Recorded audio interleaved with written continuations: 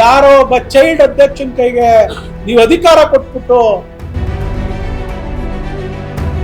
ಯಾರೋ ಒಬ್ಬ ಚೈಲ್ಡ್ ಅಧ್ಯಕ್ಷನ ಕೈಗೆ ನೀವು ಅಧಿಕಾರ ಕೊಟ್ಬಿಟ್ಟು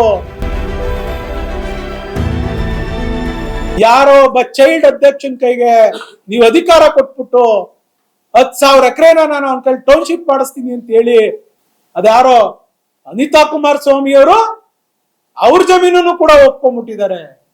ನಮ್ಮ ಸಹೋದರ ನಿಖಿಲ್ ಕುಮಾರಸ್ವಾಮಿಯನ್ನು ಒಪ್ಕೊಂಡ್ಬಿಟ್ಟಿದ್ದಾರೆ ಅಂತ ನಿಮ್ ಕೈಲಿ ಹೇಳಿಸಿದ್ದಲ್ಲ, ಸಾಬೀತ್ ಮಾಡ್ಬೇಕಲ್ವಾ? ಏನ್ ಸಾಬೀತ್ ಮಾಡಿದ್ರು? ಯಾರೋ ಒಬ್ರಿಗೆ GPA ಕೊಟ್ಟಿರೋದ್ನ ಕರೆಸ್ಪಾಂಡೆನ್ಸ್ ನನ್ನ ಅಡ್ರೆಸ್ ಮಾಡಿ ಅಂದ್ರೆ ನನ್ ಪರಿಹಾರ ಕೊಡಿ ಅಂತ ನಾನು ಕೇಳಿದಾಗ ಶ್ರೀಮತಿ ಅನಿತಾ ಕುಮಾರಸ್ವಾಮಿ ಅವರು, ನಿಖಿಲ್ ಕುಮಾರಸ್ವಾಮಿ ಅವರು ಪರಿಹಾರ ಕೊಡಿ ಅಂತ ಕೇಳಿದಾಗ ಏನಿದೆ ನಿಮ್ ತಲೆಯಲ್ಲಿ?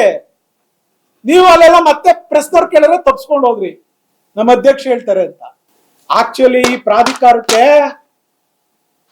ಒಬ್ರು ಸೀನಿಯರ್ IAS ಆಫೀಸರ್ಗಳು ಇದಕ್ಕೆ ಚೇರ್ಮನ್ ಆಗ್ಬೇಕು, ಅಧ್ಯಕ್ಷರಾಗ್ಬೇಕು. ಇಂಥ ದೊಡ್ಡ ಪ್ರಾಜೆಕ್ಟ್ ಮಾಡ್ತೀವಿ ಅಂತ ಹೇಳಿ ಒಬ್ರನ್ನ ಅಧ್ಯಕ್ಷ ಮಾಡ್ಬಿಟ್ಟು ನಾವು ಮಾಡ್ತೀವಿ ಅಂದ್ರೆ ಸುಲಭದ ಮಾತಾ? ಇವತ್ತು ನಾನು ಹೇಳ್ತೀನಿ, ಇಲ್ಲ ಮುಖ್ಯಮಂತ್ರಿಗಳು ಅಧ್ಯಕ್ಷರಾಗಿರ್ಬೇಕು, ಇಲ್ಲ senior IAS officers, secretary level, principal secretary level ಅಧಿಕಾರಿಗಳು, IAS ಅಧಿಕಾರಿಗಳು ಇದಕ್ಕೆ ಅಧ್ಯಕ್ಷರಾಗಿ ಕೆಲಸ ಮಾಡಬೇಕು.